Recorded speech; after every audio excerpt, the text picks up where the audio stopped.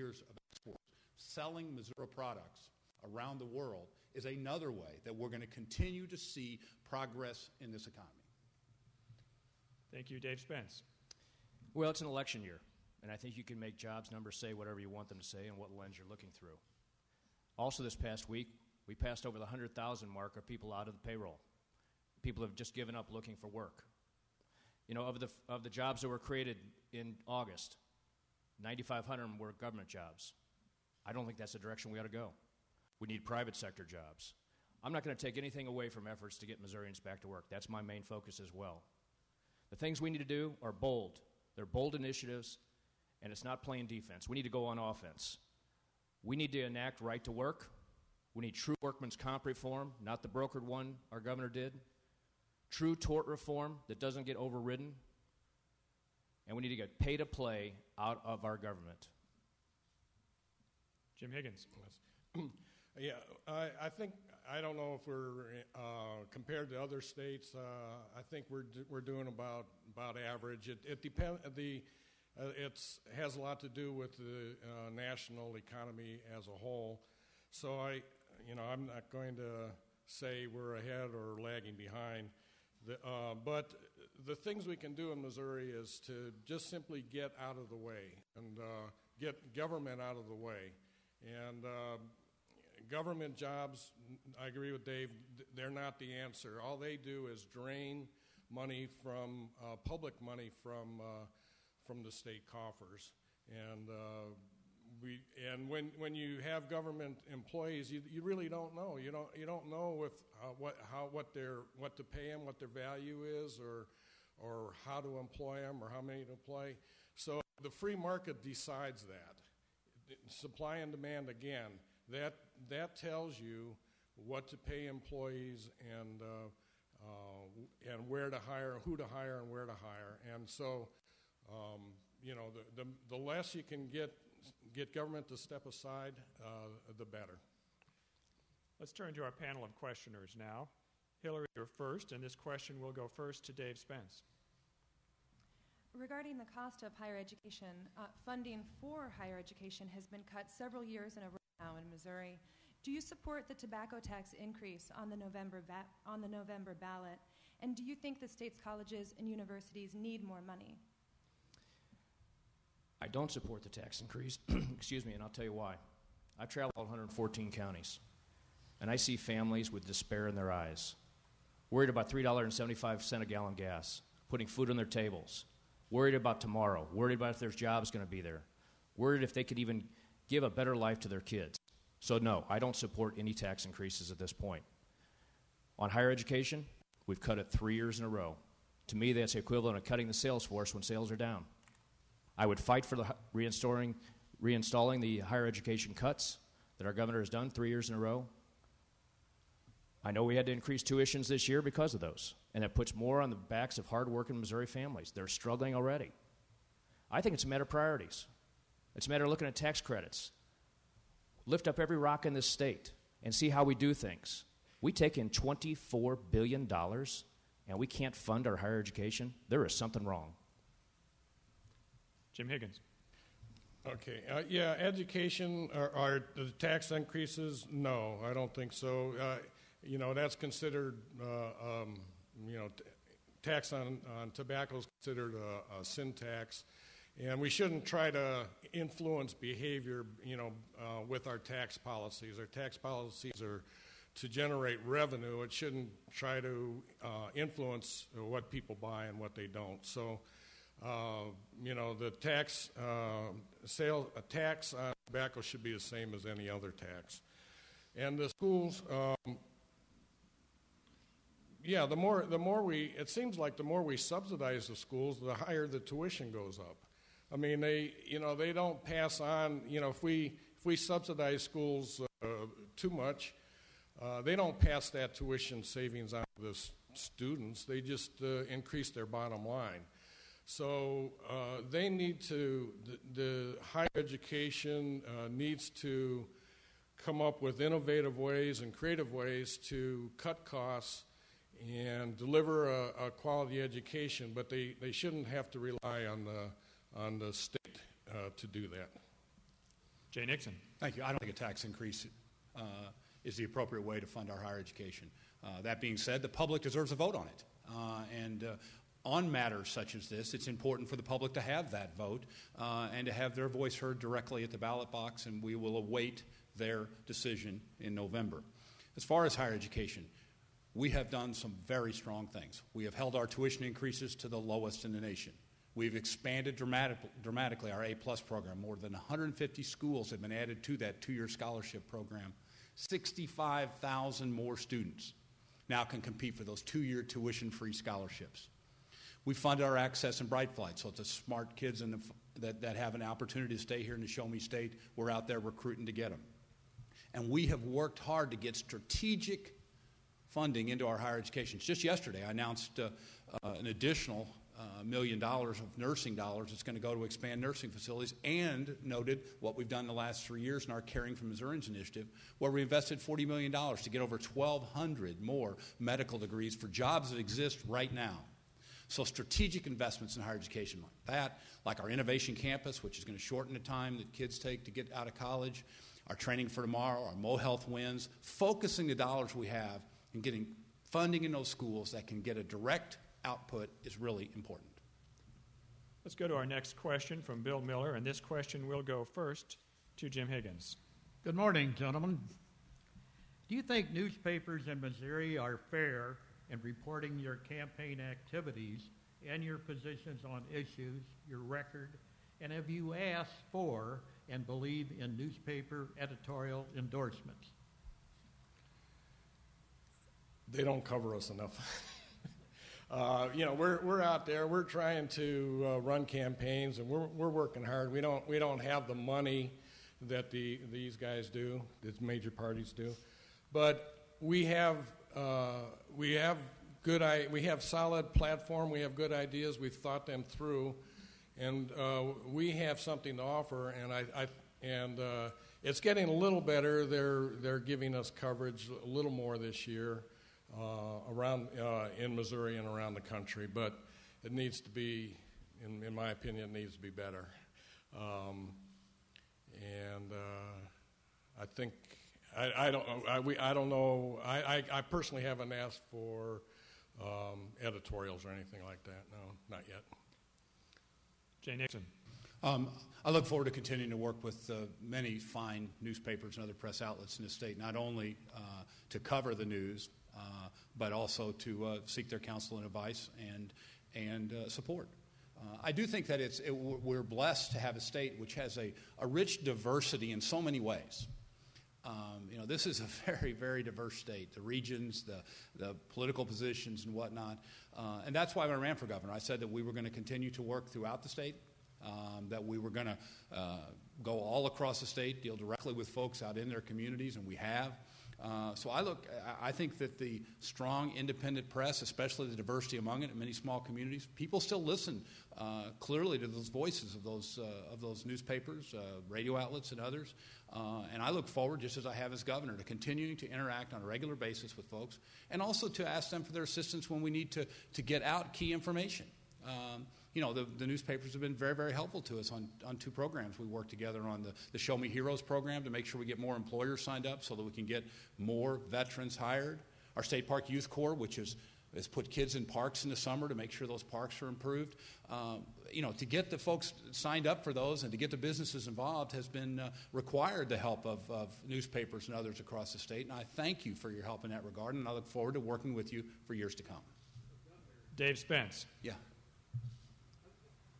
We need to move on here. Dave Spence. Has the press been fair? Yeah, it's... Okay. Governor, yeah, I'll come back. Our time is up, and we need to move to the next answer here. Dave Spence. Well, I won't give a political answer because I'm not a politician. I think it's spotty, to tell you the truth. I think small-town newspapers have been pretty fair. Everybody I've walked in is welcomed with us open arms because their communities are looking for a difference. Their communities have all lost a factory. Their town squares are half boarded up, and they rely on the economy in those towns to pay for ads and pay for the newspaper. And small towns in Missouri are hurting. I've seen them all, and they're hurting. There's talk about a factory that used to be there. People have had to move away. The two large metropolitan papers, that's where I'm spotty. you know what? They'd rather concentrate on what I've done wrong than what I've done right. And I've done a lot of right things. We've been generous as a family. I'm giving of myself to lead for this state. I've told the truth. And sometimes they don't print it. So the jury's still out on the major metropolitan newspapers, but I would say rurally, they've been very fair. And we are blessed with great newspapers in this state.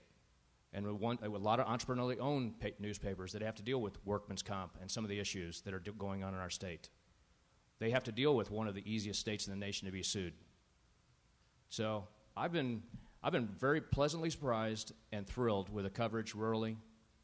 Major newspapers, there's probably a reason they're getting smaller. All right, our next question comes from Jeff Fox, and it goes first to Governor Nixon. Good morning. Should the state expand Medicaid as envisioned under the Federal Affordable Care Act, and if not, does the state have any obligation to help that particular population get health coverage? First of all, Bill, I do think the papers have been fair, and we appreciate the relationships that we have out there, and at times in which we have a need to discuss that, they've been very open to discussing that.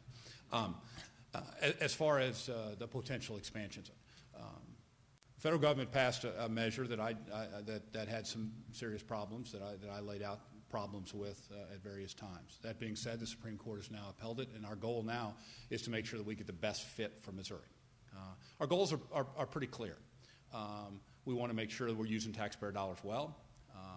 I want to continue to engage the legislature to make these challenging decisions, but we also want to improve health care in our state.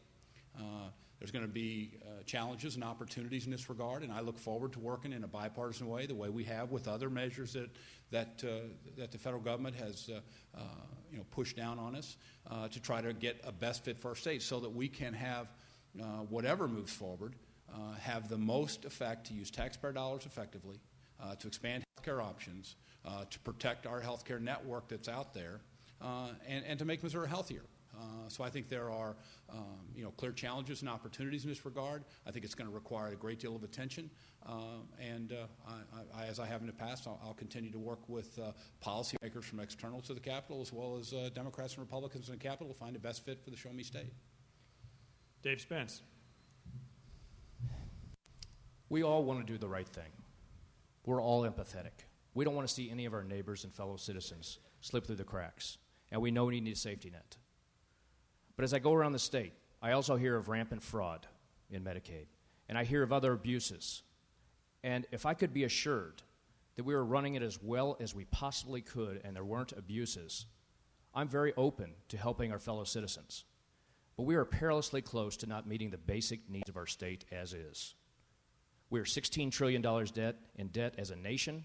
We are $200 million into our rainy day fund already, and our budget started July 1st. That shows we have cash flow problems in this state. I'll work with the legislature.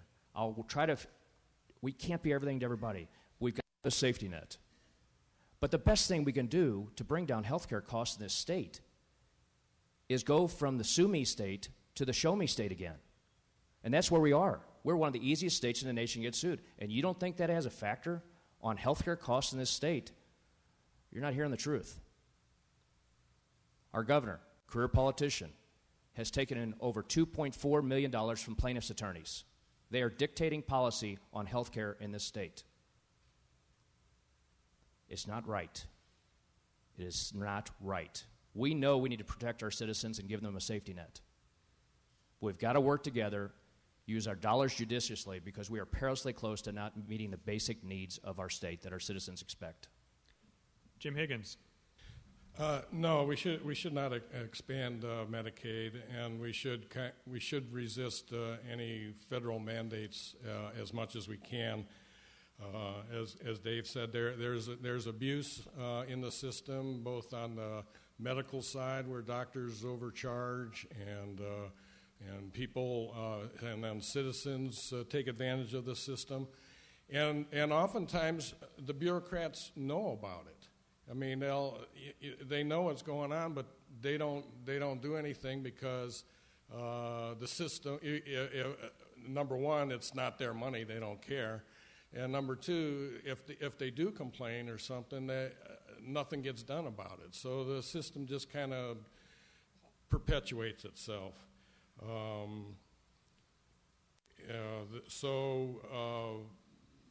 We should try, whenever you try to, again, whenever you try to subsidize something, it doesn't reduce the cost.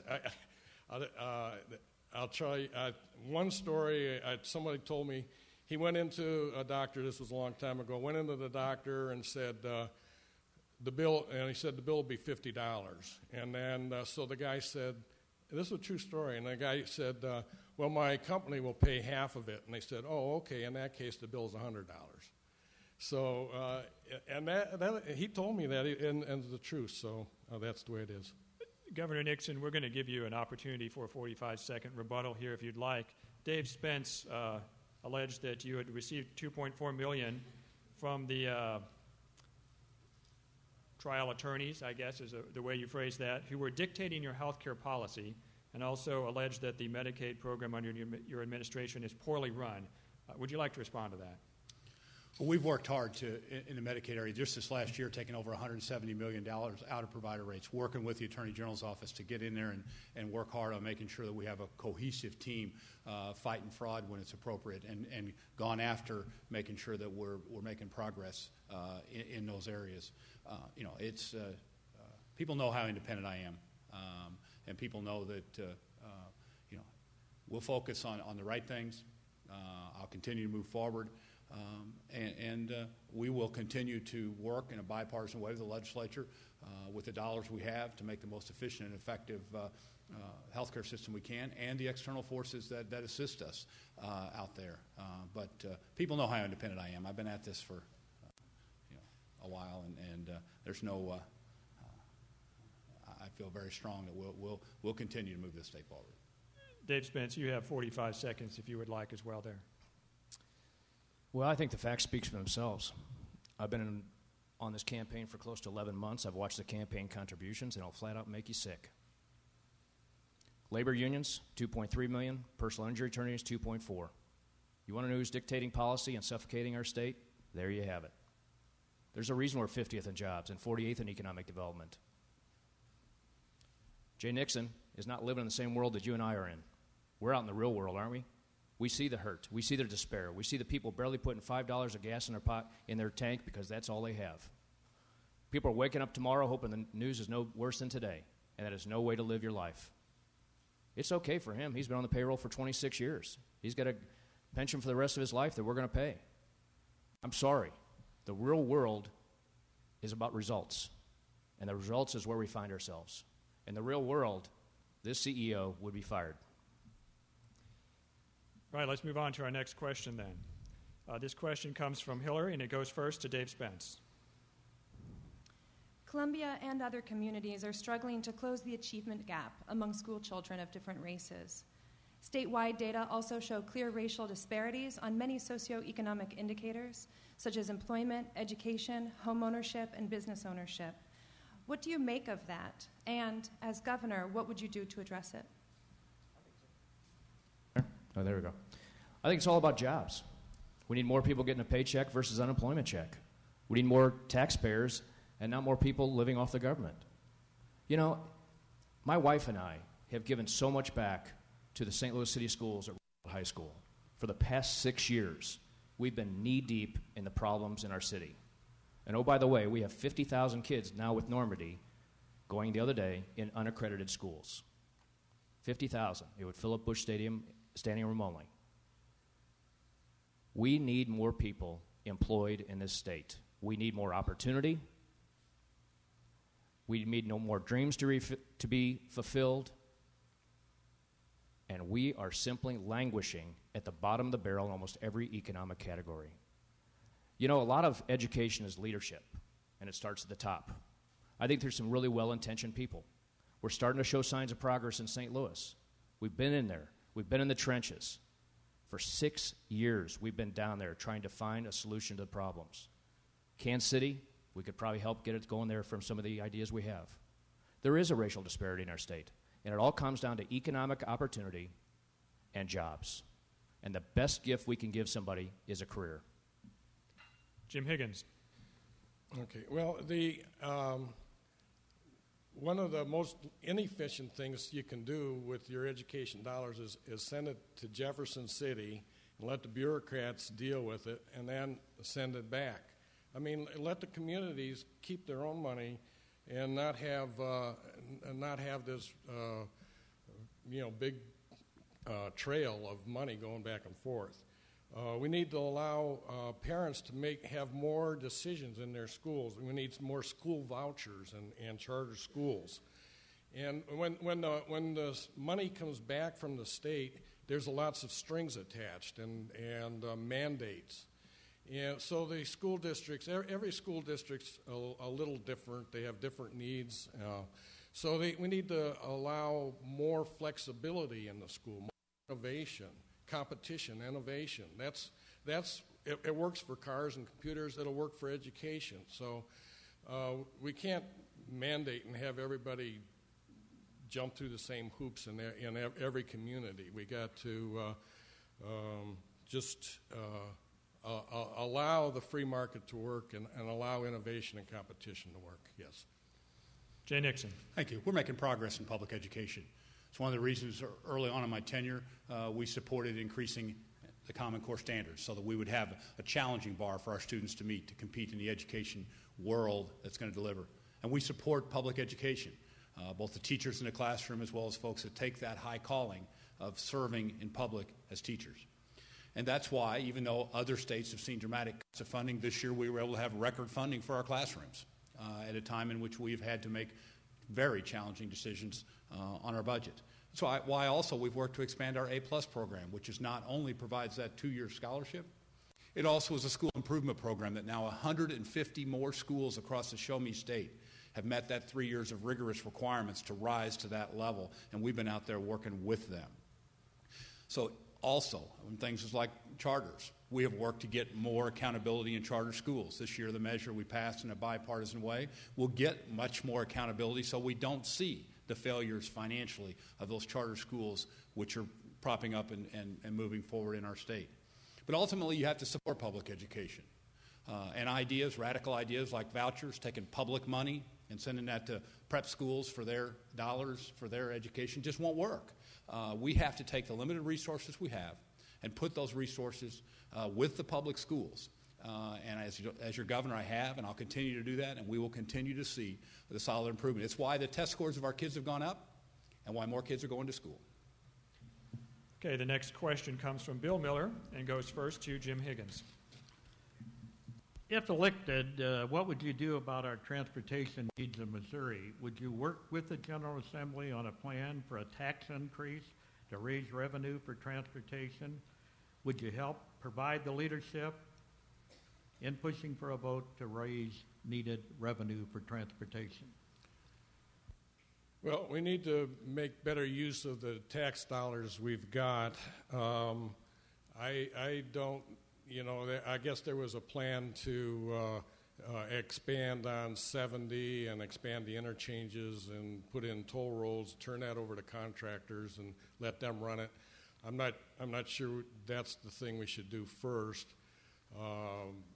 We have to maintain the roads we've got and obviously maintain the bridges, but keep the tax, the gas tax, the way it is now, and make more efficient use of the money we've got. Maybe contract out more things, and word to contracts different. If you give the contractors a bonus for finishing early or something, that seems to work. So things like that we would do. Jay Nixon. Thank you. We have a long history in this area in our state. We have a very large road system. And so as I came in, we looked at doing a couple of things, and we're now in the process of implementing as we move forward.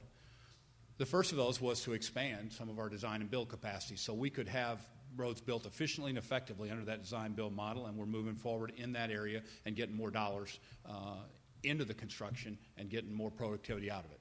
The second thing we did is we knew we had to have a much more modern MoDOT. So we are in the process of downsizing that agency by over 1,000 employees, and which will ultimately lead to over $500 million, about $512 million that would have been going to overhead, now going to roads and bridges and repairing our roads. That kind of significant structural change had been fought for years, and we were able to push that forward, push that through, and it'll mean $500 million more to repair, improve, and build roads in the state of Missouri.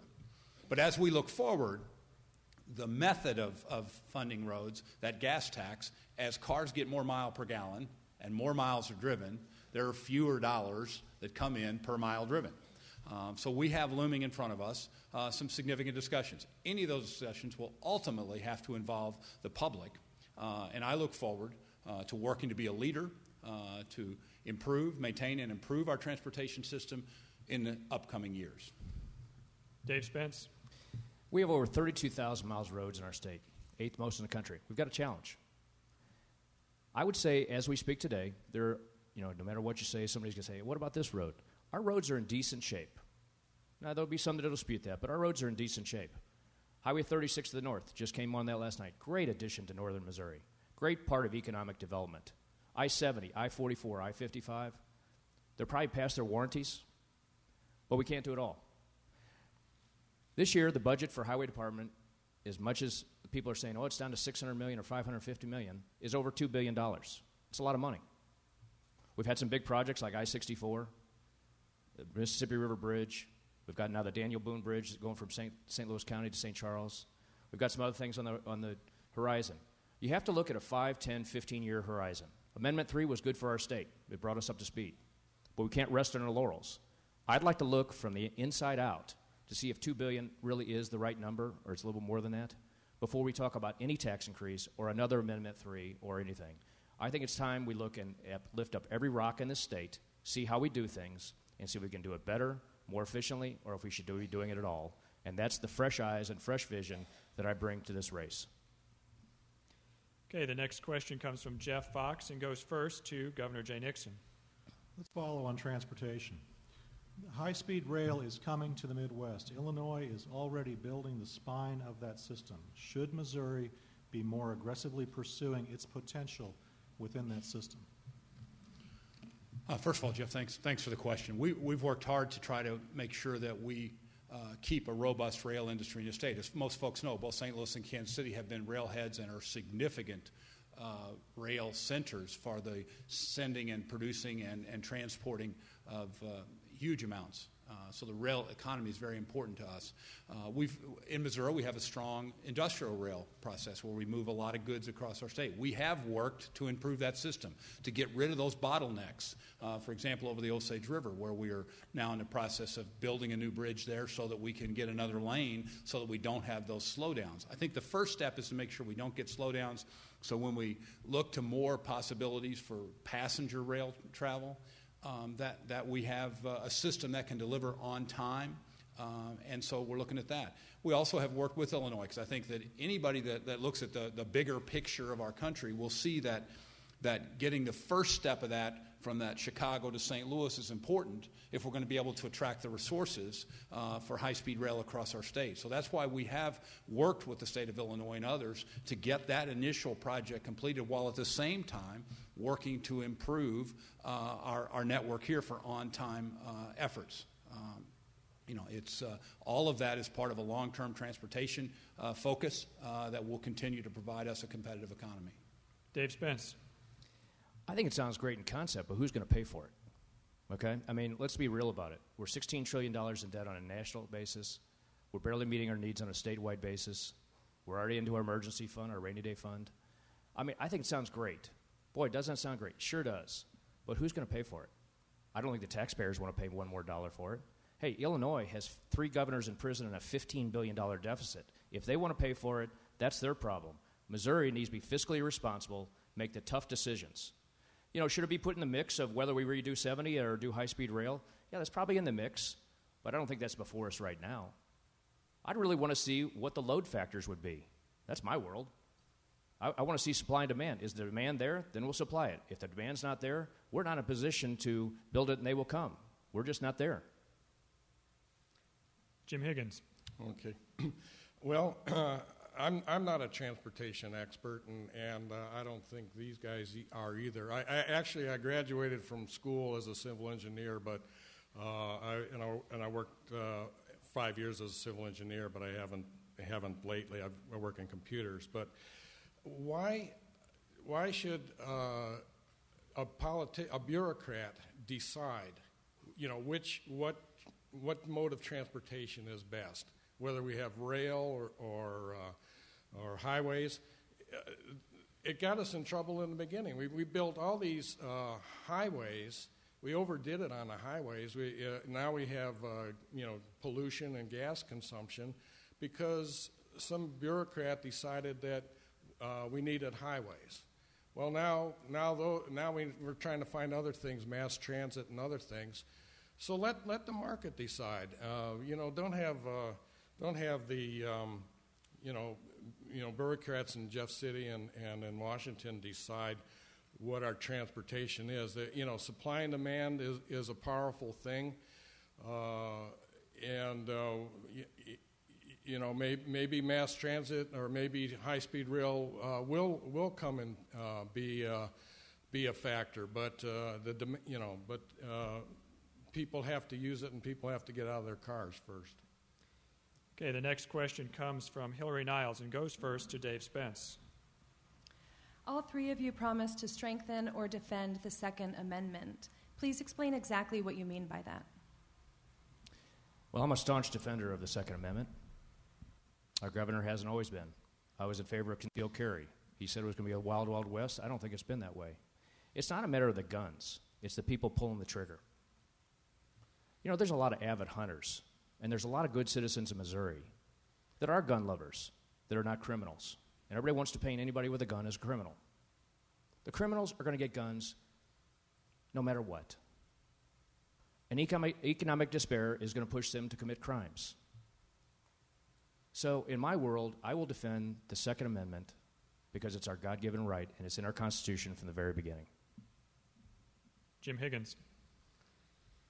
Yeah, I think... I really don't think there should be a debate over this. The Second Amendment is there. It's an inalienable right to self-defense. You have a right to concealed carry. You have a right to defend yourself and your family. And, gun ownership, the statistics are mixed on there. It depends on who you believe. But gun ownership oftentimes deter crimes. So a gun is a tool or an instrument, inanimate instrument, to be used by people, and it can be used for good or bad. And we need to protect our self-defense. We need to protect our right to self-defense. Jay Nixon. Here in Missouri, we have a long tradition of being outdoors, of supporting gun rights, and of using those guns in a very sportsmanlike way. Now, as governor, when it's come time to deal with these issues, we have worked to make sure that we expanded the rights of folks and kept the training that was out there and made sure that military folks had the opportunity and law enforcement folks and others. We've made the necessary changes in those laws to strengthen them, to allow more people to defend themselves. But ultimately, this ties to our conservation heritage in this state. And as most everybody here knows, I've been involved in hunting and fishing and outdoor activities my entire life, and look forward to continuing that. September 1 of this year was a good way to start dove season in northeast Missouri. Last year, obviously, deer hunting, turkey hunting, all of the things we've done for many, many generations in this state are a big part of who we are as Missourians. We have a strong conservation program, we have a strong parks program, we have strong soil and water programs, and all those are built on, and those strong programs allow us to have excellent education for kids. I mean, we started beginning a governor's youth turkey hunt, and we've had those now the last 3 years, because what we want to do is pass on that conservation ethic and also pass on the training. So the kids that qualify for that, to do the essays and win the competition, they get a half a day of hunter training. Then we get some time to spend with them. Then we take folks out with them on their own property and allow them to hunt, many of them for the first time. So to expand this conservation ethic in our state is something very, very important and something that is a value we share and one I look forward to protecting. Okay, the next question will come from Bill Miller and go first to Jim Higgins. Do you believe the Corps of Engineers operating plan for the Missouri River takes into consideration what is best for our landowners along the river? Is there something lacking in the Corps plan as to Missouri?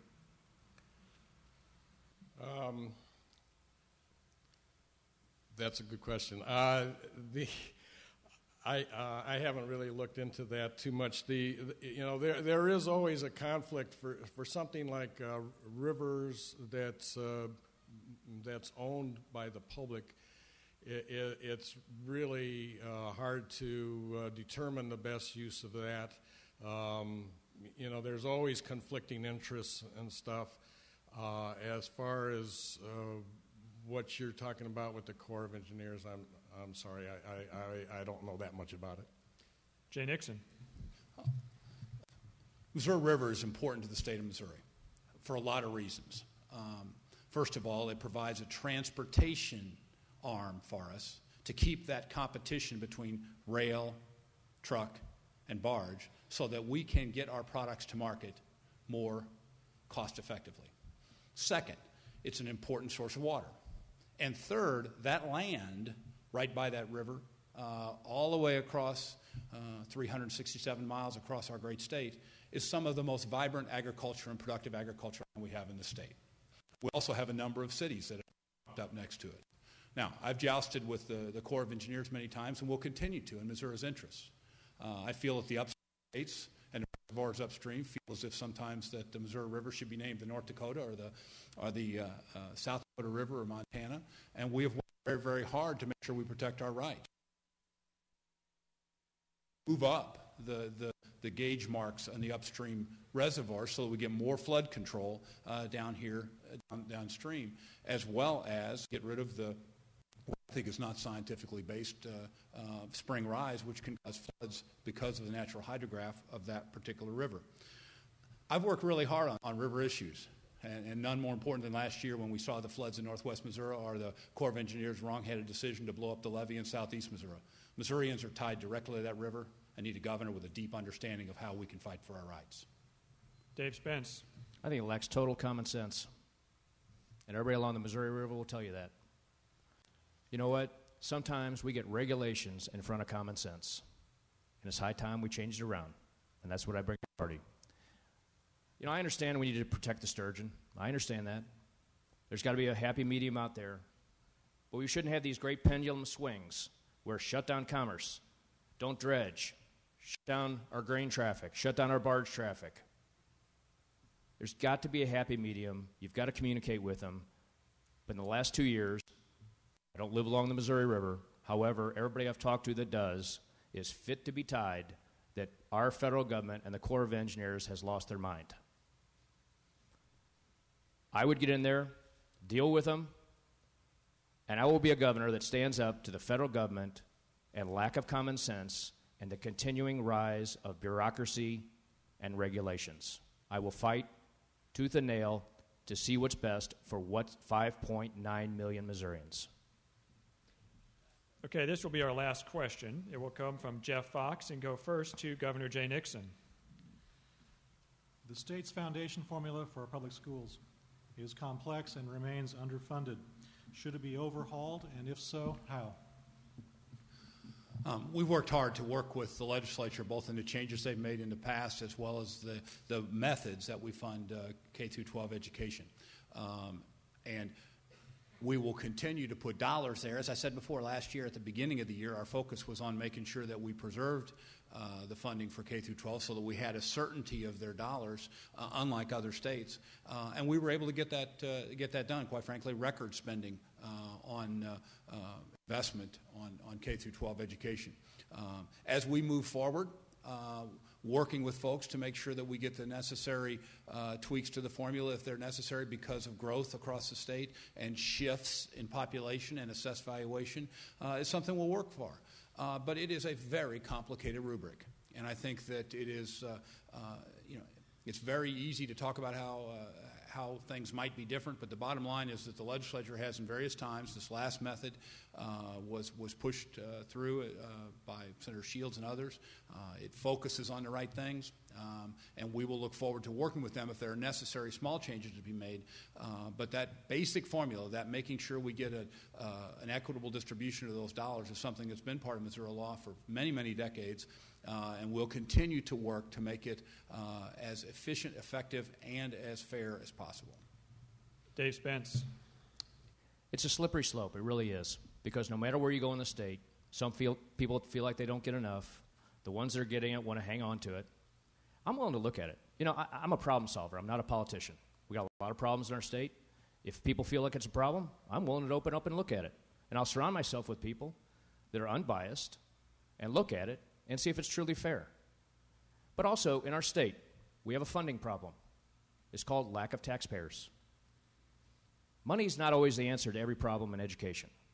Can they tweak their business model? Absolutely. I would encourage them to. That's just common sense. That's good business sense. But we really need to look at the number of taxpayers and the number of people that are on unemployment and that have given up. And that is hurting our overall education system because our tax base is dwindling. So the best thing we can do is encourage more jobs to come to Missouri businesses to expand, get more taxpayers, and then you know what? It's a problem because you have funding. But right now, we're trying to squeeze blood from a turnip in our state.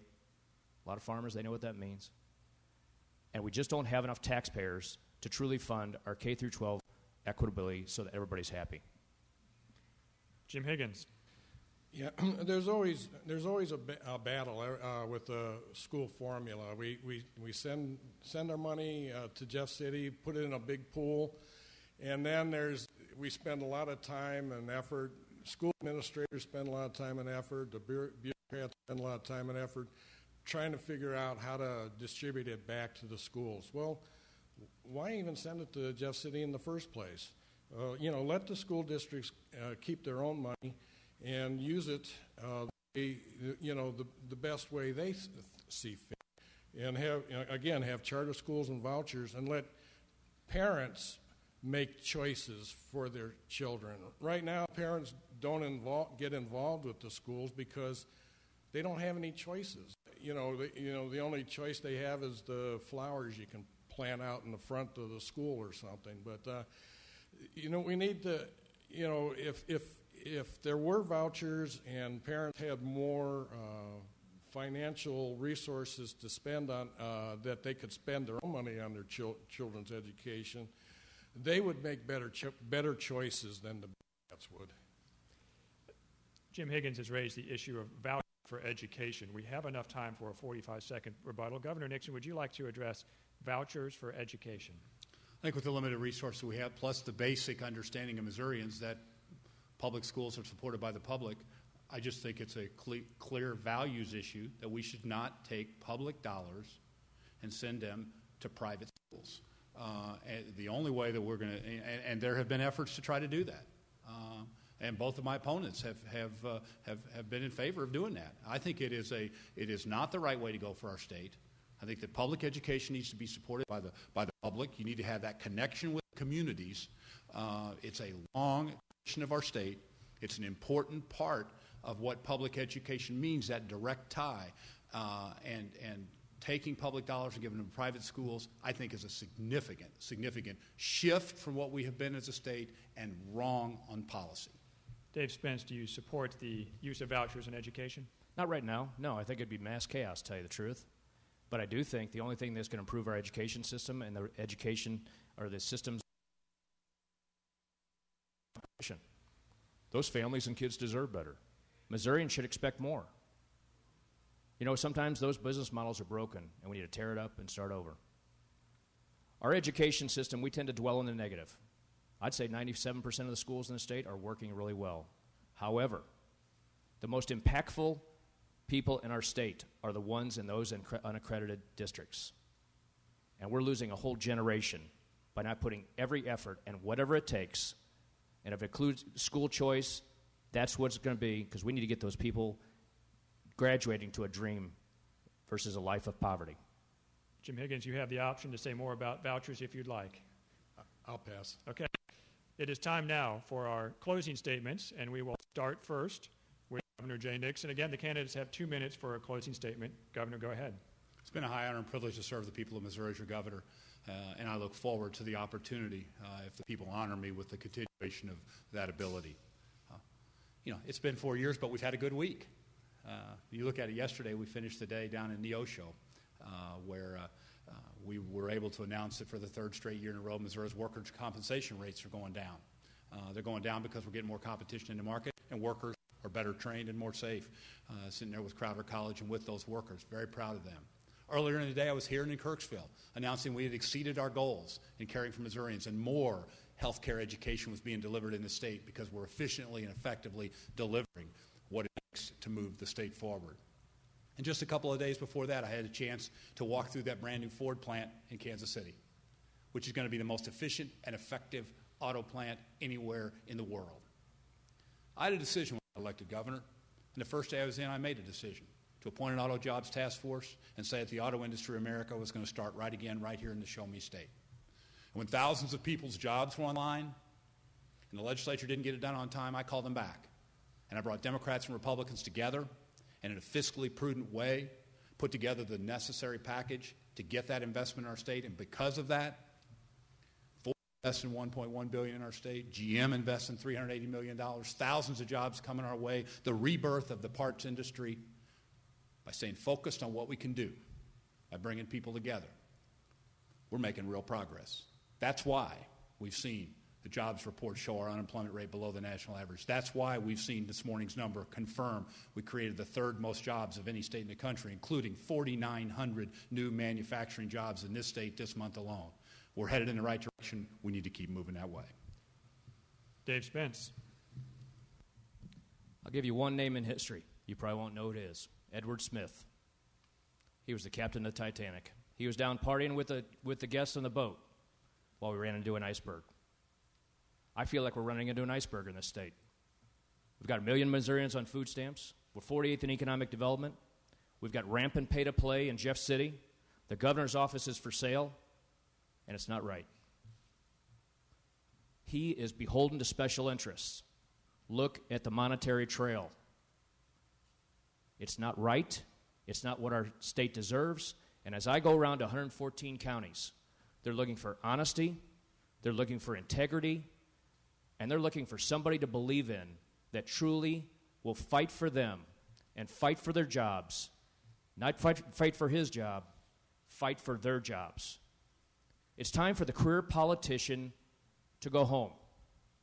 It is time for true leaders to come in and straighten out what the politicians have made. The Post-Dispatch called our governor the invisible governor for a reason. This is about leadership. This isn't about polls. This isn't about the next election. There has never probably been a bigger contrast in the governor's race in our state. We've not had a business person run our state since 1937. I don't want the lobbyist money. My votes are not for sale, my vetoes are not for sale, and my opinions are not for sale. And Missourians, we need to raise the bar and dream big. I've been doing that all my life, and you know what? We've accomplished a lot of those dreams. I truly want to get Missourians back to work. We've lost our optimism in the state. We really have. All corners of it. We've lost optimism. We're not growing. 3 years in a row at 0% growth. That's not momentum. I bring fresh eyes, fresh energy, and fresh set of ideas. And I want Missouri to join me in getting Missouri back to work. Jim Higgins. Okay, $24 billion. That's what the budget for Missouri will be next year. Some of it is state income tax money, some of it comes from the Fed, but it's $24 billion of other people's tax money sitting in Jeff City. We have a problem with a revolving door where legislatures, when their term is up, turn around and become lobbyists. Why do we have that problem? $24 billion of other people's tax money. These guys, the major parties, spend millions of dollars on their campaigns. Why is that? Why do people contribute millions of dollars to their campaign? Because whoever wins will have control of $24 billion of other people's tax money. The special interest groups spend a lot of energy and resources, school administrators, a whole host of special interest groups, contractors, corporations. They all spend a lot of time and effort trying to influence legislatures to get back some of that $24 billion. It's a waste of time. It's a big game to everybody. It's a big game to everybody except the taxpayers who have to support it. The state has an obligation to provide basic services, but it doesn't need that much money to do it. People and families are pretty savvy, and they can spend their own money on the things that they need, much better than a bureaucrat can spend it for them. So in Missouri, the governor has a lot of discretion to cut unnecessary things from the budget. And if I was governor, you can trust me to cut a lot of unnecessary things from the budget. Okay, well, that concludes our Missouri gubernatorial debate today. A reminder that our U.S. Senate debate will start in 15 minutes. Let's give our candidates for governor a round of applause.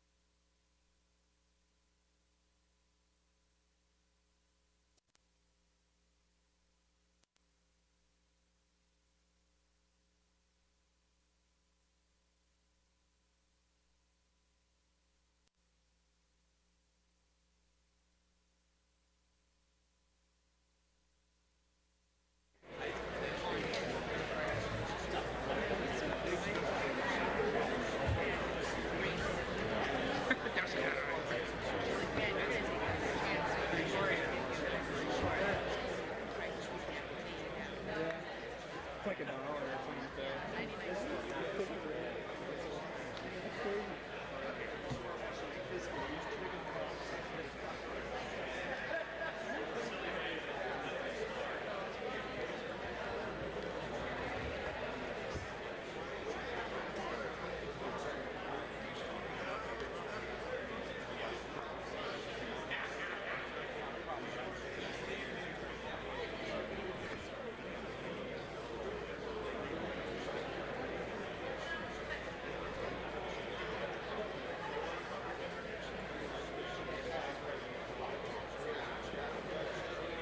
If there's a bite you want to email it back. I've got Ruth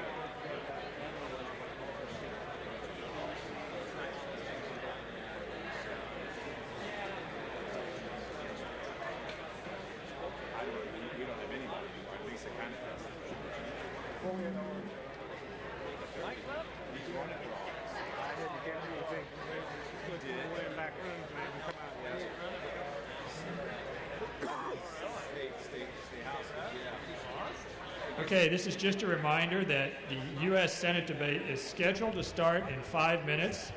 So if we could get you to once again find your chairs, sit down, and start quieting down.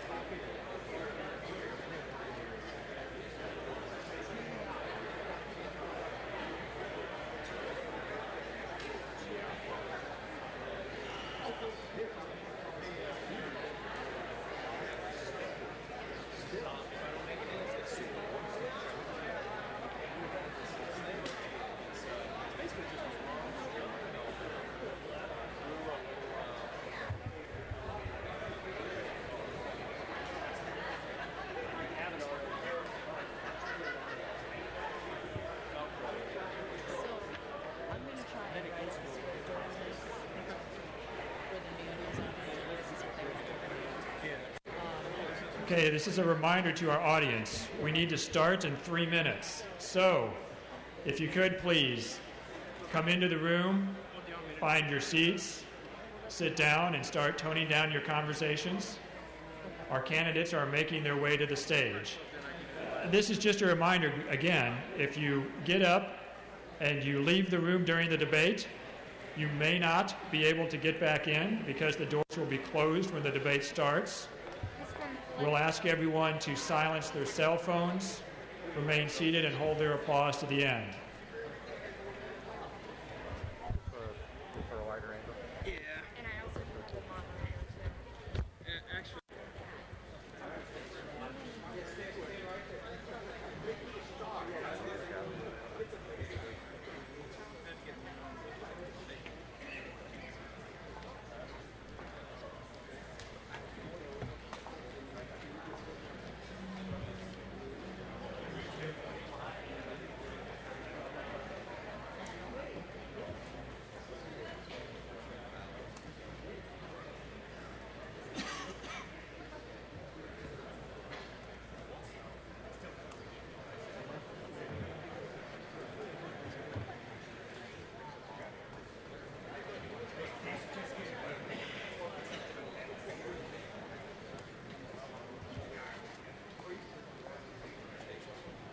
Okay, if the candidates have made their way in the room, they can come to the stage now. That would be a good thing to do.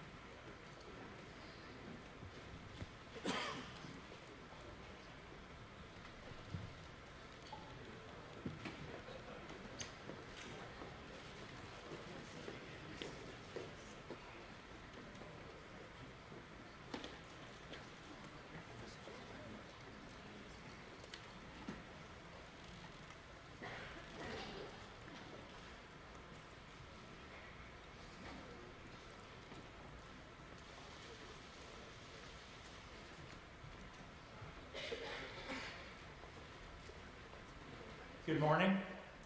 Welcome to the 146th Annual Convention of the Missouri Press Association. I'm Phil Conger, publisher of the Bethany Republican Clipper and this year's president of the Missouri Press Association. We appreciate the candidates for U.S. Senate who have joined us for this morning's candidates forum. This continues a tradition of since 1988 of such forums every 2 to 4 years at the Press Association's annual convention. And so to get started, it is my pleasure to introduce this morning's moderator, David Lee of the Associated Press from Jefferson City. Thank you.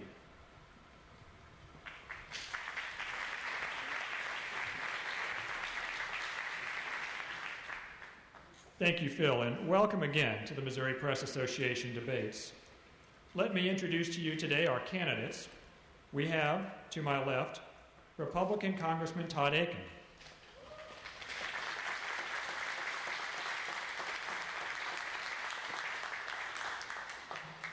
In the middle, Democratic Senator Claire McCaskill.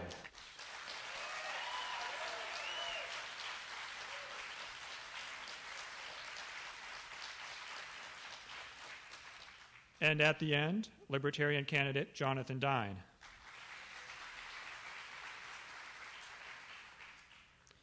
Let me also introduce to you today our panel of journalists who will be joining me in asking questions today of the candidates. We have Nassine Benchabon, a student at the University of Missouri. We have Bill Miller of the Washington Missourian, and Jeff Fox of the Independence Examiner. Now let me briefly go over the rules of our debate today. The candidates drew numbers in advance to determine their speaking order. They will each have 2 minutes for an opening statement. Candidates will have 90 seconds to answer each question, with a 45-second rebuttal at the option of the moderator. I will ask the first question, then our panelists will take turns asking questions. At the end of the debate, candidates will have 2 minutes for closing statements. For the members of the audience, we ask that you silence your phones, remain seated during the debate, and hold your applause until the end. Okay? Well, let's get started then.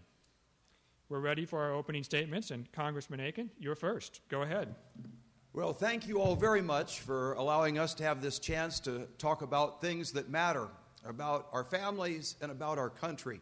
I'm an engineer. I served as an officer in the Army and worked for IBM, where I met my dear wife of 37 years. We have 6 children, 8 grandchildren. 3 of my sons went to the Naval Academy, served in the Marine Corps, and one of them's in the Mediterranean right now. I'm also fortunate to have both of my parents alive. Dad's 91. He served under Patton, World War II, and he's actually joining us right here in this convention.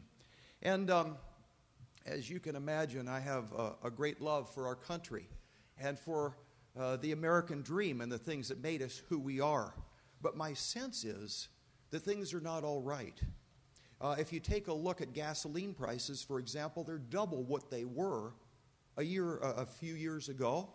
And the food prices and things are up. And to compensate for that, you'd think there'd be jobs. But the fact is, the jobs aren't there, and the numbers are much worse than what the government is saying. We also have the $16 trillion of debt, a trillion-plus deficit every year. And all of these things are like little red lights on the dashboard telling you something is not right. And I believe that we have forgotten the secret of what made America such a special country. And that is something which we see being destroyed right in front of our very eyes.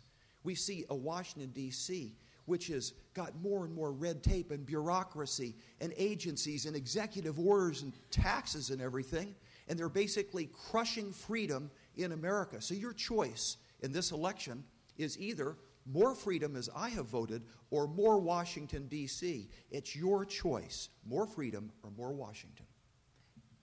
Claire McCaskill. Thank you to the Press Association. It is great to be here, and thank you to both Todd and Jonathan for being here today.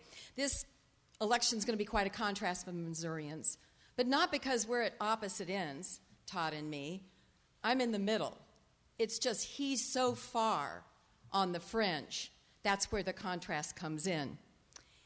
There have been many comments made in this campaign by Congressman Akin that I find unacceptable, but it's his views that will be painful for Missouri families. I'm proud of my strong moderate record in the United States Senate, where I've worked with many Republicans to do important things, like cutting spending, putting a cap on federal spending, like banning earmarks, like cutting taxes, over $1 trillion for small businesses and working families, cleaning up war contracting, and protecting and promoting American jobs. Todd has worked closely with Michelle Bachmann, and together, them and a few others have really pushed things that would really harm Missouri families. On March 8th of 2011, Todd Akin said, "I don't like Social Security. I think it's a bad investment." He's gone on in this campaign to delineate what is the triple whammy to Social Security. Not only does he not like it, he would privatize it, put it on the roller coaster of Wall Street. He would raise the retirement age, and he would lower the benefit.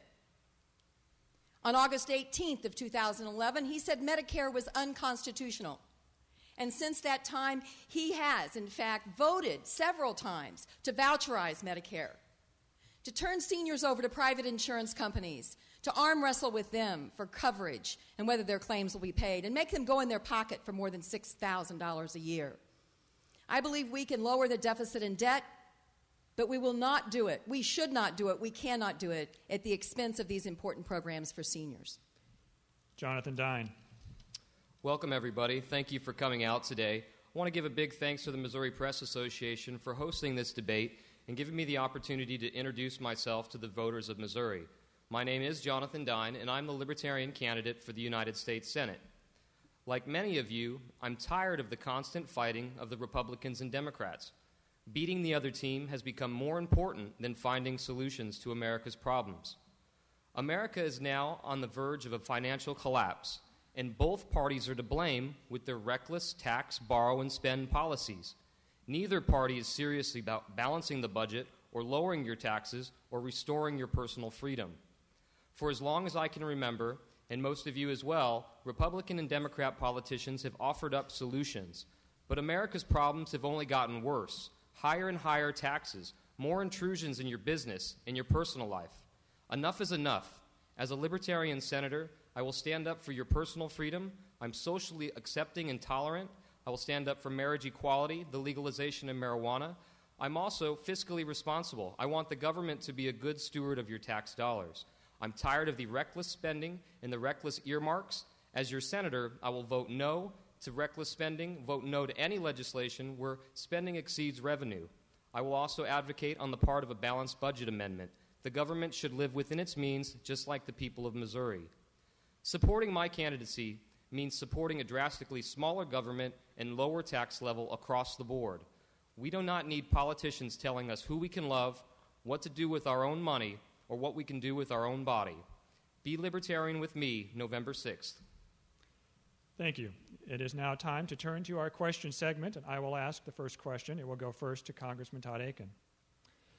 The Missouri Senate race was thrust into the national spotlight last month after a remark that Congressman Akin made about women's bodies having ways of avoiding pregnancy in cases of legitimate rape. The congressman has apologized repeatedly. So to what extent should this comment still matter, and in what context do you think voters should consider it on Election Day? Well, I've answered this question repeatedly, and I don't believe that this election overall is about talk, but it's really about two visions of what America is. Are we going to go down the path of Greece that constantly has a bigger government, always taxing more and basically destroying their economy?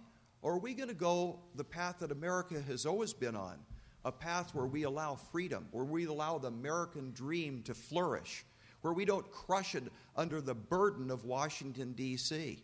And that's the choice of two different Americas. Now, it seems to me that what a senator should be doing is taking the common sense that you and I know that's here in Missouri and taking that to Washington, D.C., instead of dragging all of this stuff from Washington, D.C. and dumping it onto the state of Missouri and killing jobs, destroying our economy, and crushing the American dream. That's what this election is really about. It's not about words. It's about two different voting records that are the exact opposite.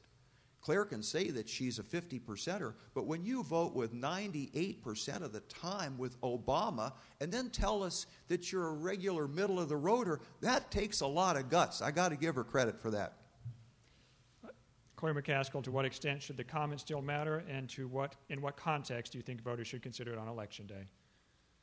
You know, I think Congressman Akin's comments opened the window to his views for Missourians. He has apologized for those comments, but they say a lot about how he views things, and that's where Missourians need to pay attention.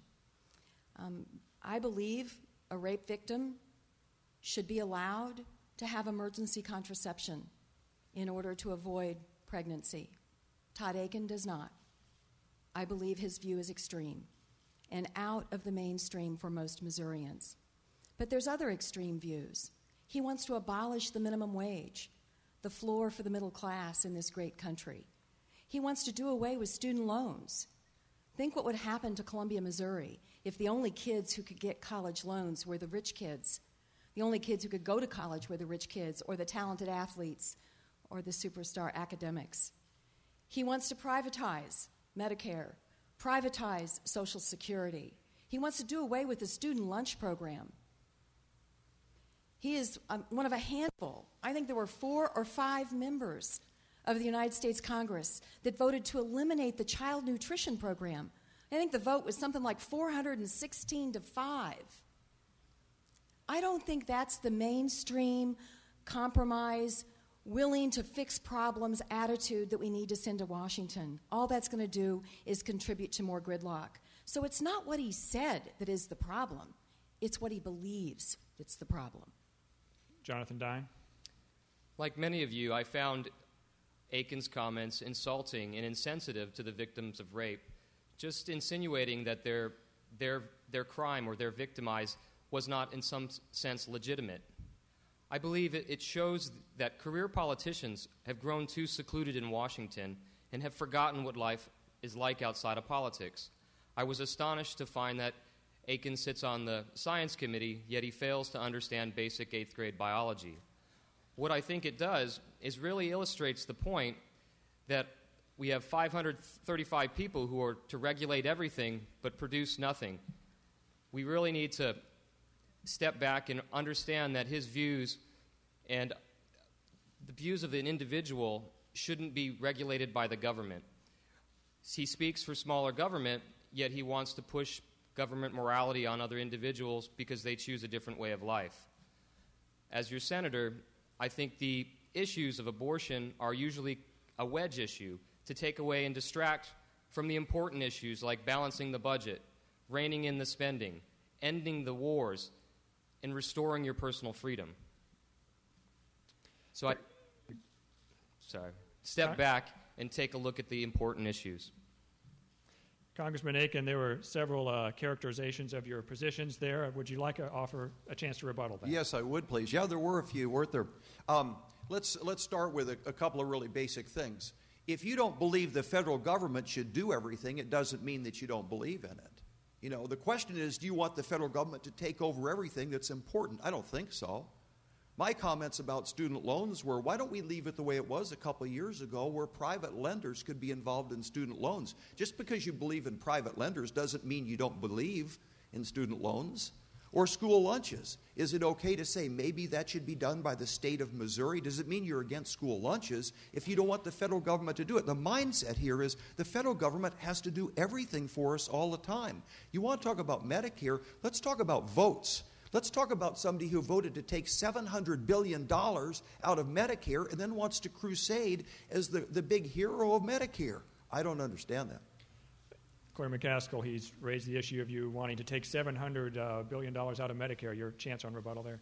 Well, two things on rebuttal. First, no one's saying private lenders can't lend to students. They can do that right now. They just didn't want to do it unless the federal government was backing them up and they were making a cut off of it. So all we did say was take out the middleman who's taking a cut with no risk. I would think Congressman Akin would appreciate that. And put that money towards helping more students. No one's keeping banks from loaning to students now. Secondly, on the Medicare cuts, this is the biggest whopper of this campaign season. It is unbelievable to me that Congressman Akin would vote time and time again for those same $700 billion in Medicare savings. As President Clinton says, it takes a lot of brass to be against something that you're for. He knows that the Ryan budget took that same savings, but you know what they did with the savings? They gave another tax cut to Kim Kardashian. They gave another tax cut to LeBron James. They gave another tax cut to Donald Trump. Instead of doing what we need to do with that money, and that is strengthening the Medicare program. Jonathan Dine, would you like your 45 seconds here? I'm okay. All right. We could go on rebuttal all day, but we must move on to the next round of questions here. Nassim, you're next with a question, and it goes first to Senator Claire McCaskill. In the past 11 years, average prices for undergraduate tuition, room, and board at public colleges and universities have risen 42%, according to the U.S. Department of Education. What specific policy do you propose as the most efficient solution to the declining affordability of public higher education? Well, I would tell you that it's not to eliminate the Department of Education, and that's what Congressman Akin wants to do. As I just indicated in that rebuttal, I didn't need to use that time in that rebuttal if I'd known this question was coming. What we did is we took the middleman out of the student loans and took that cut they were making with no risk because the federal government was backing those loans, and we took that money and increased the amount of the Pell Grants, which allows more kids to get to college. And this is the land of opportunity. This is where we believe that anybody can do anything, and that personal freedom is very important. But to get to that next rung of the ladder, there's a lot of families that can't get their kids to college. I don't want to shut that door for them. So it's important, I think, that we keep the Pell Grants in place. It's a big contrast between me and Congressman Akin. I think we also have to pay attention to student tuition. It is I think, bad that we are not investing more in higher education at the state and local level. Unlike many others, I think we should raise the cigarette tax. I'm embarrassed that the cigarette tax is the lowest in the country. Our cigarette tax is 17 cents a pack. We could raise it by almost $1 and still be the cheapest cigarettes in the Midwest and have that money go directly to help with higher education to keep those tuition rates down. Jonathan Dine. Education should be getting cheaper, not more expensive. With the advent of cheaper computers, electronics are more easily readable. I would like to open up the door for entrepreneurs to come into education. Our education system has become too rigid, and it doesn't allow for people to come in and offer a better service, a better product. But we need to look at why the reason tuition prices are raising. I believe that easy-to-secure government loans have actually increased the price of college. With kids receiving more money, college institutions have increased the price. If there wasn't as much out, college campuses would be empty and would be forced to lower the price of tuition. I think that greed has played a big price. I would like to work on investing in education. I think it is something that's important, but it should be done at the state and local level, not the federal government. Todd Akin. Well, thank you for a good question here. And this is one that really affects a whole lot of people. There was a young man in my office just the other day, and he said, "Wow, I'm glad I'm out of college, but I do owe $100,000, and I'm looking for a job." And I thought, how hard it is to try to save $100,000 for that undergraduate degree. How many years it's going to take to try to set that money aside. This is a big problem, and it's affecting a whole lot of people. But the question is then, why is it that college education is just spiraling up in its costs? Part of it is because of the government. When the government keeps getting into things, it affects the marketplace. And what's happening is the government is giving these loans and encouraging the prices to go up. And where does that stop? So we're putting people into an incredible vice by the government using more and more money to do things, killing jobs, and then facing kids with a completely impossible choice. Do you want an education, but you can't pay for it? So this is a real tension, but this is an example of us doubling down on failure. When the government gets into things, a lot of times it messes them up. The classic example is Freddie and Fannie and the entire economic mess we're in, which is created by the government deciding to get involved in home mortgages. How many more things do we want to inject the government in? They're the ones that are driving these costs, and we need to let a little free enterprise work. All right, our next question will come from Bill Miller and go first to Jonathan Dine. The U.S. Postal Service is very important to most of the people in this room today. It is now trying to go into a program that would, it's an advertising program that would compete and be unfair to newspapers. In many cases, the newspaper is the largest customer for the post office in the community.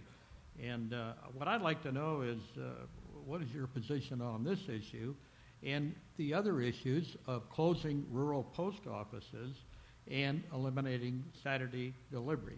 What's your position on this? What would you do in the Senate to help rural newspapers and community newspapers that depend on the Postal Service? Like many of the things run by the government, the postal office is one of them that's very inefficient. I have a friend who works for the post office as a mail carrier. He gets 4 days straight of 10 hours a day, so that every day, every time he's needed, he gets more overtime. So the federal government, instead of hiring, or the Postal Service, instead of hiring new individuals, will prefer to pay double time or time and a half to one individual, wasting more money instead of hiring more people and creating more jobs. I think that the Postal Service should cut costs if it's to remain around. We need to maybe even increase the price of a stamp, and I would be in favor of closing Postal Service on Saturday. We are in a fiscal crisis. We do need to make some tough choices, and if one of them is cutting back on some of the services, we can wait till Monday to receive our mail. Todd Akin. Well, let me say, first of all, the Postal Service is something that's constitutional. Government's supposed to be doing that. And I think all of you have grown up knowing the postman. You hope he's going to bring a letter from somebody special, or you're expecting a package that you ordered, and you're waiting and just hoping that the postman's going to bring it. And I think there's some of the just sort of a part of American tradition. But there is a principle involved here, and that is, I think that the best way when the government's doing something is to have each thing sit on its own base. That way we all know that we're not transferring money from one thing to another thing or covering up something. So I believe that the Postal Service needs to be following that kind of principle, and that is the amount of money that's being charged in stamps, and the service that they provide needs to match the cost of providing those services. And that's the best way to solve this and all kinds of other questions. That's one of the reasons why, for instance, we have a gasoline tax, because the gasoline tax pays for the roads. If you don't want to pay the gasoline tax, don't buy so much gasoline. And so things sit on their own base. And I believe that's probably the best principle overall to deal with the questions in the post office. Thank you. Claire McCaskill. I'm going to try to quote Todd Akin exactly on this. I think he said, we can keep raising the prices, and if they get too high, the private sector can take over. I disagree. It is in the Constitution, and I will tell you, we have had the finest and the most reliable and the most comprehensive and universal postal service in the world. They have cut billions in expenses over the last several years. They have shrunk their workforce. They have become much more efficient. But what they've been required to do is pre-fund their pensions and health care for 75 years. No one in the private sector is required to pre-fund their pensions and health care for 75 years. No one in the governmental sector, except the post office, is required to do that. And it's got them into a cash flow problem. We have to uncuff them and allow them to be more entrepreneurial, particularly when it comes to the growth area of Postal Service, which is package delivery. And I will tell you, Mr. Miller, you know this, and many in this audience know this because you're from rural communities. A rural post office is more than bricks and mortar. I grew up, as a daughter of rural Missouri, I grew up in Houston and Lebanon, Missouri. I still remember where the post offices were in those communities because it's a place that the community came together and felt united. And 6-day delivery is important in rural Missouri for seniors that need their medicine, for businesses that must utilize the Postal Service in order to exist in rural Missouri. The bill is bipartisan. It saves money. It is in the Senate. And Congressman Akin is part of the gridlock that won't pass it. I would ask you, Congressman Akin, go back to Washington. Stop campaigning. Go back to Washington and help us pass the postal bill. Congressman Akin, would you like a rebuttal time? I think that's a good idea. First of all, I think I heard what the answer was. Well, if you can't make the thing work, well, we'll just take some money from somewhere else to help pay for it. I don't know that that's a very responsible solution. And the idea of the fact that the rural post offices are important, I never said they weren't important. I think they're great. But I think the point of the matter is there has to be some kind of fiscal responsibility. And it's not responsible to say, take all of the stuff that you want and we're just going to somehow make money appear. That's where we're going. And because of policies like that and thinking like that from Claire McCaskill, that's why we're running over $1 trillion that we don't have, trying to spend it every year. And you want to talk about gridlock, let's talk about the Senate. It is completely stuck. It hadn't done any budget for 1,200 days. Senator McCaskill, your rebuttal time. Let me just tackle the budget real quickly. And by the way, this bill is fiscally responsible to save the post offices. It doesn't take any tax dollars. It continues to make the post office reliant on their income. But on the budget, Congressman Akin knows that last summer, instead of passing a resolution that the appropriators absolutely ignore every year, the only way you spend money in Washington is with an appropriations bill. It's not the budget resolution. All the budget resolution does is advisory, and appropriators usually ignore it, as Todd knows. We passed a law last year, signed into law, that limited the size of the budget for 2 years. And it actually says in the law, if you go to mccaskill.senate.gov, you can read it, that this will substitute for the budget resolutions for 2 years. We did that because we wanted to put a lid on the appropriators and keep that spending down as a matter of law for 2 years. This is a political talking point, and it's an unfair one. Okay, it's time for our next question. It will come from Jeff Fox and go first to Congressman Todd Akin. Good morning. An estimated 10,000 baby boomers turn 65 every day. That has dramatic effects on Medicare. What is the best approach to put Medicare on a permanently secure financial footing? Putting Medicare on a firm financial footing is going to, first of all, involve repealing Obamacare. Look, let's take a look at what Obamacare does to Medicare. First thing it does is it cuts $700 billion out of Medicare. It's pretty hard to say you're in favor of Medicare and cut $700 billion out of it. But let's take a look at the second thing it does, which is even worse. It creates a 15-person IPAB board that will effectively be the people deciding who gets medical treatment and who doesn't. This is rationing. This is government rationing. Now, if you want Medicare to work properly, what we need to do is to get away from the concept that the government has to do everything, solve everything. Because in Medicare right now, the government sets the prices of the cost of everything in medicine. And we don't want the government setting prices. What, in fact, I think we should do is to allow a series of different people to offer medical care to seniors and let them choose which one they want. It's a whole lot better to choose between different providers than to have the choice of only the federal government.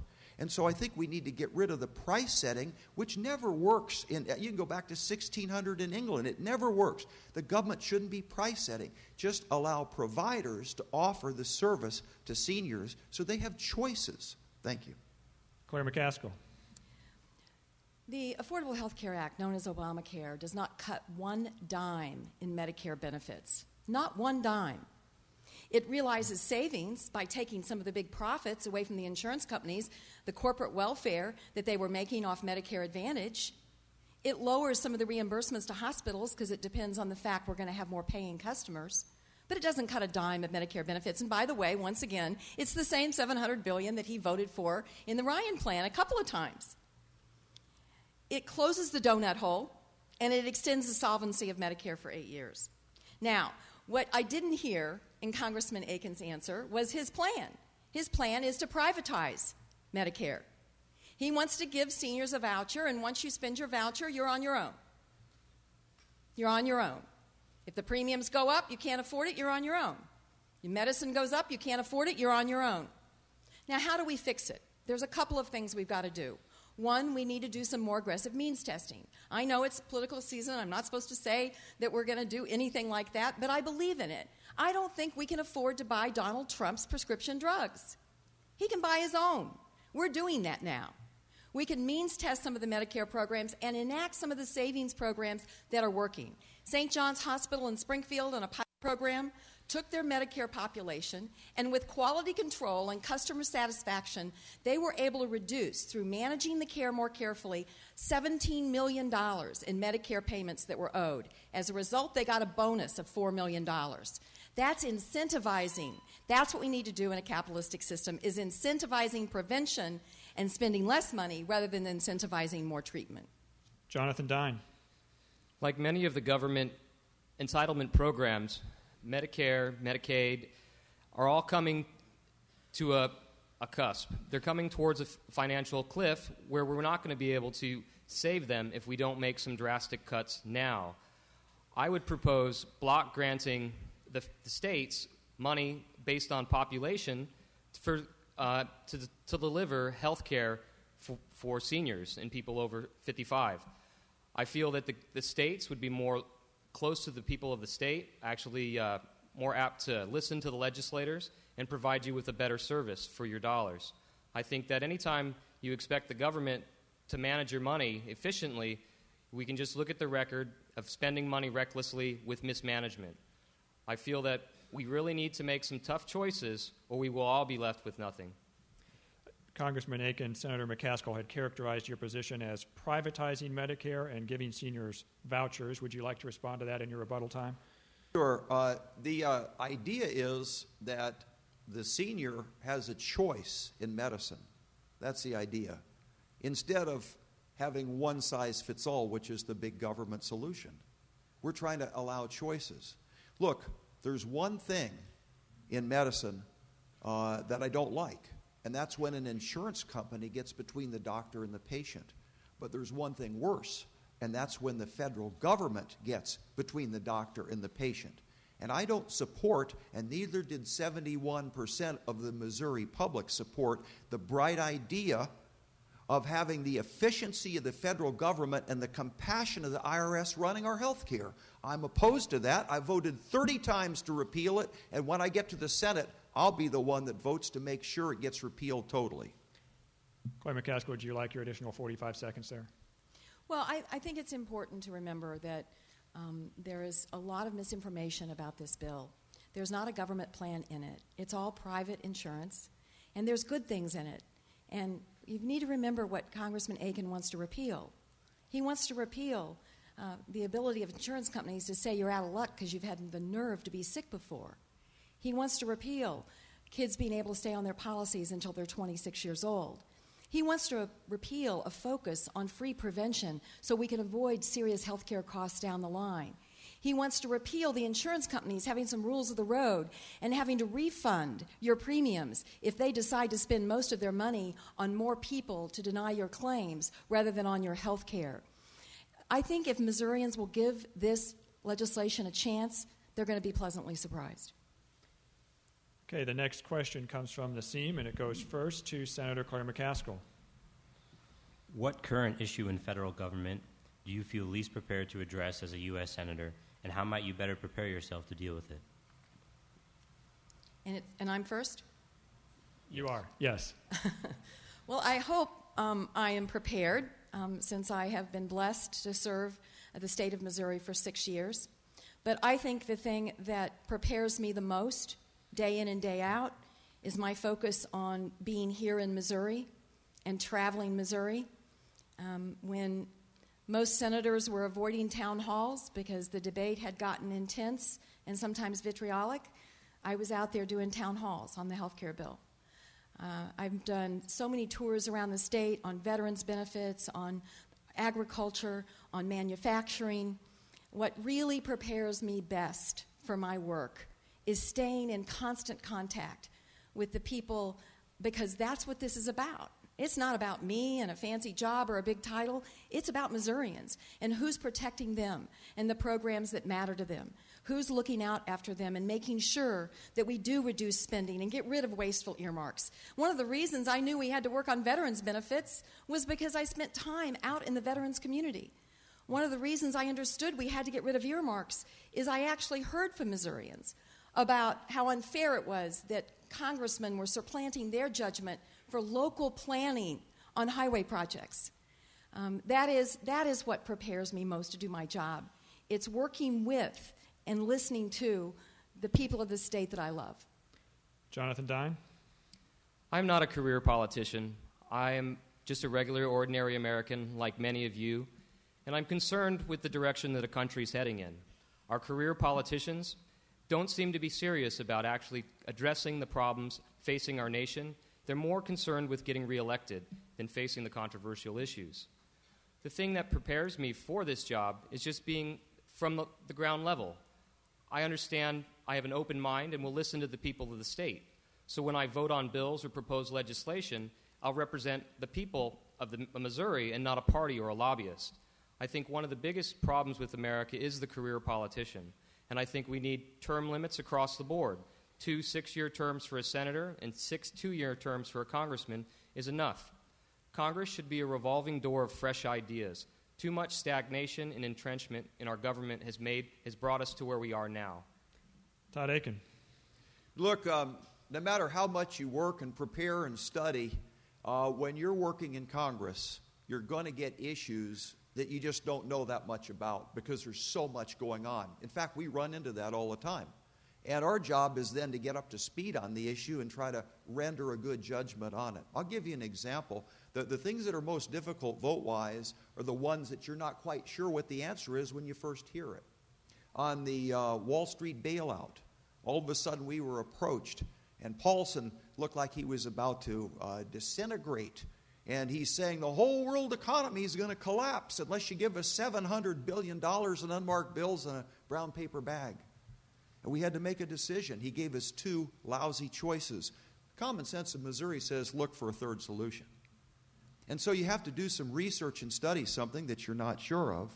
And once you figure out what's going on, in this case we didn't need to buy Goldman Sachs at double book value, you find out that there's basically a principle behind all things. And you have to basically focus on that principle, put the politics aside, and do the right thing for the people of our state, for our families, and for our nation. And if people and party bosses don't like it, that's too bad, because our job is quite simply find the principle, do the right thing, and then you know what? A year or two later, the politics is gone. And somebody asks you, why did you vote no on it? It's because we could have changed accounting rules and fixed the problem without spending $700 billion. Start with the principle, do the right thing. Okay, our next question will come from Bill Miller, and go first to Jonathan Dine. Are you satisfied with this country's foreign policy in dealing with Iraq and Afghanistan? If you're not satisfied, what do you think President Obama and his advisors should consider in the way of changes? I am not satisfied. As a libertarian, I seek a world at peace with other nations. I believe I look to Thomas Jefferson's quote for inspiration on foreign policy: peace, commerce, and honest friendship with all nations, entangling alliances with none. I believe that America should stop acting as the world's policeman and take care of our borders and secure our country first. I do believe in a strong national defense, but the optimum word is defense, not offense. We don't have the money to continue the wars. We're wasting over $1 trillion since 2001 just on bombs. I think our money could be more wisely spent here at home. Todd Akin. It's important to have a foreign policy to start with. You have to have some basic principles, guidelines, and perspectives of where you want to go as a president in terms of foreign policy. That needs to include Iraq, it needs to include Afghanistan, it needs to include a whole lot of other countries as well. And the problem is that we haven't had that. In fact, what it seems like the weak and vacillating policies we've had have almost punished our friends and helped our enemies. Right off the bat, we decided to turn our back on two of our allies, the Czech Republic and Poland, where we had plans to build missile defense. Instead, we gave that as a concession to Russia. How much has Russia helped us on Iran? How much has Russia helped us in, for instance, the situation in Afghanistan or other places?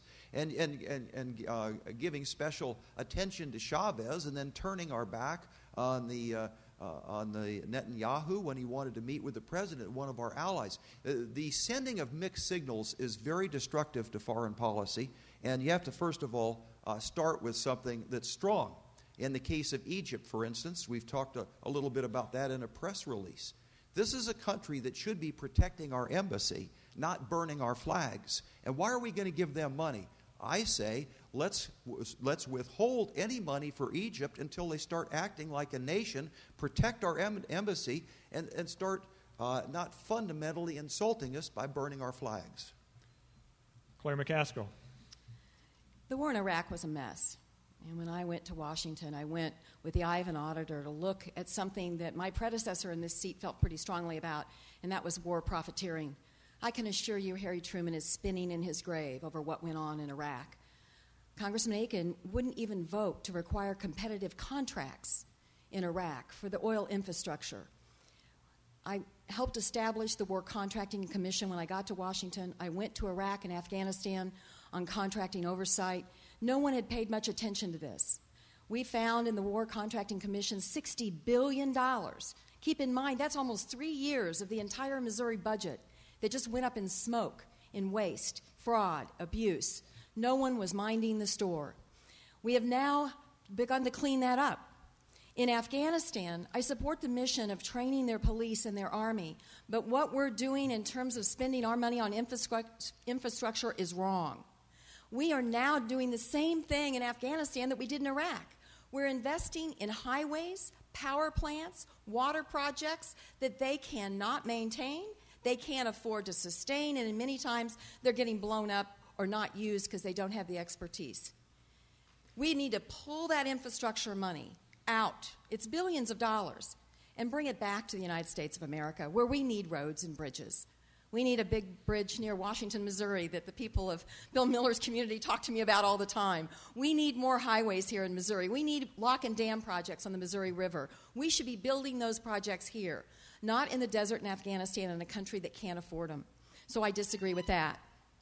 Congressman Akin, the senator, mentioned something about your position on competitive contracts in Iraq. Did you want to respond to that? Yeah, well, look, the situation is that I believe competitive bidding is a good thing, essentially. What you had going in Iraq is pretty interesting, though, because you had people that were terrorists, and anything anybody did, they were going to blow it up or shoot anybody associated with it. And so the whole contracting and bidding process in Iraq is a little bit unique and unlike anything that we normally see. And, of course, the attacks on the idea of roads in Afghanistan, the purpose of that is the big economy in Afghanistan is heroin. And heroin you can put on a motorcycle and take somewhere. If you don't have roads, you have no way to grow other crops other than heroin. There's some logic. Look, I've had a kid serving in Afghanistan. I've had a kid almost killed in Iraq and Fallujah. I understand the cost of what we're doing, and I want to do it the right way because I have skin in the game, you might say. Senator McCaskill, did you want an additional 45 seconds there? Well, there was nothing about the contracting in Iraq that didn't require a competitive look. There was nothing about the contracting that shouldn't have been. And by the way, after all these things were exposed, they finally did begin to compete these contracts. They were doing cost-plus contracts in Iraq. They were monogramming hand towels to drive up the cost of the hand towels to the American government. Can you imagine what Harry Truman would have said to those guys? I think he would have used language that was not polite. That was the contract, the famous Halliburton KBR contract that they completely took advantage of the American people on. This was a bill that would have required competitive bidding on those kinds of contracts, and Congressman Akin voted no. Okay, the next question comes from Jeff Fox and goes first to Congressman Todd Akin. The Simpson-Bowles Commission on the federal deficit recommended several things: that the country cut the federal workforce through attrition and freeze pay, that it close overseas military bases, cap spending at home, raise the gasoline tax, curtail the mortgage interest deduction, set aside a fund for natural disasters, raise the payroll tax for Social Security, and phase in a higher retirement age, reduce entitlements as well as farm subsidies and civilian and military pensions, and it recommended a lower but more broadly and fairly collected system of taxation. Why hasn't this become at least the beginning of a serious discussion about reducing the federal deficit? Well, I think it was a starting point, and there are a lot of good ideas in that particular commission. But what we're really stuck with is ultimately you have to put the whole thing into a budget to make it work. So you have to balance those different component elements and say, what's a reasonable approach? It's a little bit like what families have to do. And in the 2 years that Republicans have controlled the House, we've had a budget both years. The budget has been set up for a vote, and the budget has passed. Was it the budget that I would have written? No. It wasn't quite as conservative as I would have written because I would like to see us get to a balanced budget sooner. But it was still a reasonable approach that puts us back on track to recovery.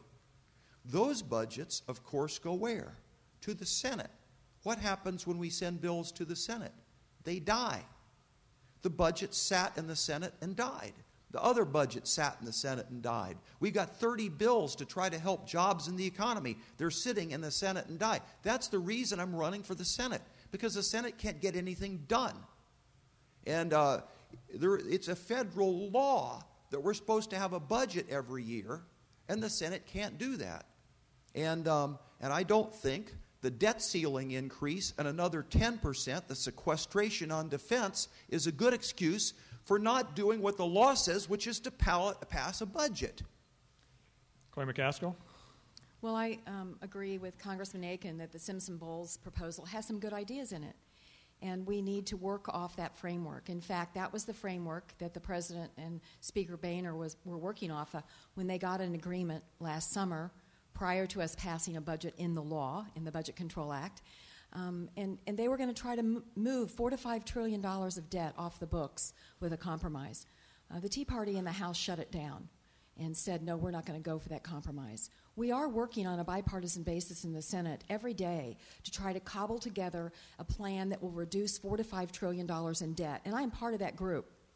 Yes, I think we do need to reduce some mortgage interest. I don't think anybody buys a second home because of the mortgage interest deduction. Let's start there. I think we should look at whether or not we can take a little haircut on charitable deductions. I think we need to look at cutting farm payments. In fact, we did. In the Farm Bill, we stopped all direct payments in the Farm Bill. We saved $23 billion in spending in a bipartisan farm bill that Senator Blunt and I worked hard on and worked together across the aisle with a lot of Republicans and Democrats, sent it over to the House. What is more important for certainty in Missouri than a farm bill? Our economy depends on it, and it's sitting in the House. It's sitting in the House with no action, and it expires in a matter of a few days. I think less than 6 or 7 days it expires. They didn't even take it up to vote on it. That's the kind of gridlock that we don't need in Washington. Jonathan Dine. I agree with a lot of the ideas in the commission, except for the gasoline tax. I think Americans already now pay enough at the pump. There's a 17-cent gallon tax on every gallon sold, which actually generates $100 million in revenue a day for the federal government. Just like anything else, it's mismanaged and spent recklessly. We should have really nice roads for that much money. I think that it doesn't go far enough. We really need, the reason I think a lot of those things were not implemented was something I think kind of covers America's political class, which is political cowardice, afraid to take on the real issues because they are campaigning, because they are worried about re-election. You know, we do need to make some serious choices in this, if we do want to save what we have. You know, and I think it takes someone who's willing to say no to the reckless spending, say no to the corporate interests, someone who's willing to just work for the people and let the people keep the money in their pockets where it belongs. Congressman Todd Akin, there were some issues raised about the Farm Bill and some other things. Would you like a rebuttal there? Yeah, well, first of all, I think it would straighten one thing out here, and that is I keep hearing that we passed a budget in the Senate. Look, we have not passed a budget in the Senate in 1,200 days. And increasing the debt ceiling is not the same thing as a budget. Increasing the debt ceiling, we do it over and over again, as though we can just keep spending money and keep printing money. We can't do that. But that bill also included what resulted in the sequestration. That is a second 10% cut in defense. And Panetta was asked, Panetta is the Secretary of Defense appointed by Obama. He's not some sort of Republican right winger or anything. And he is asked, is this like shooting yourself in the foot? He said, no, this is like shooting yourself in the head. That's what Claire is bragging about, voting for that thing and calling it a budget. It's not a budget. It's a disaster. Claire McCaskill. I think I should use a phrase that's been used often, read the bill. I think Congressman Akin, if he'll read the bill, he'll find the language specifically that says, this act shall serve as the budget resolution for the fiscal year in question. It lays out the fiscal year. And then there's another phrase, this act shall serve as the budget resolution, and it lays out the next year. And then you can read the bill. You can read the budget in the bill. Go on my website. You can read it. It's there. It's in the law. And guess what happened this year? The appropriators followed it. The appropriators followed it. We cut direct payments, which was hard for many Missouri farmers to swallow, but we did it. It was a hard vote in the Senate. We did it on a bipartisan basis. The Farm Bill is essential to Missouri. We need to get at the work of getting the Farm Bill done. Jonathan Dine, did you want 45 seconds on the deficit? I'm okay. Okay. This is going to have to be our last question then. It will come from Nassim and go first to Claire McCaskill. The Trust for America's Health projects that all states could reach or exceed an obesity rate of 44% in adults in 20 years, and the researchers estimate that the projected increase in obesity rates will cost the United States $550 billion between now and 2030. What policies, if any, do you believe the government should adopt to prevent rising healthcare costs caused by obesity-related diseases? Well, I honestly think this is a place that the government should probably keep their big nose out. I don't think the government needs to be telling people what they should eat or what they should drink. I think that I understand it's a struggle. I'm a woman in her 50s. I've got 7 sizes of clothes in my closet. I go from one end to the other. I think encouraging, trying to set a good example, speaking out about it like Michelle Obama has done, how important it is for our kids to move, considering the importance of physical activity for our children in K through 12, making sure that we support and promote that in ways that are advisory only and not requirement. And also paying for prevention, making sure that people can go see their doctors and learn about the dangers of diabetes before they develop the adult onset of diabetes. If we can bring down diabetes in our adult population by just 10%, it is amazing what it does to the cost curve of our debt and deficit. So this is an important issue, but I would not be someone who thinks the government should get in the business of telling people what they should eat or drink. Jonathan Dine. The top 5 leading causes of death are all related to diet and lifestyle. Heart disease is actually the number 1 cause of death in America.